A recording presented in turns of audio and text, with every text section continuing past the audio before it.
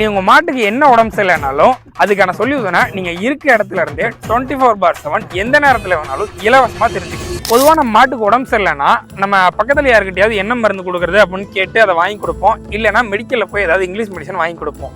இனிமேல் அது தேவையில்லை. 100% ஹெர்பல் முறையில தயாரிக்கப்பட்ட மருந்துகளை நம்ம டாக்டர் கன்சல்டேஷனோட மாடுகளுக்கு கொடுக்க முடியும். எப்படின்னு தானே கேட்குறீங்க?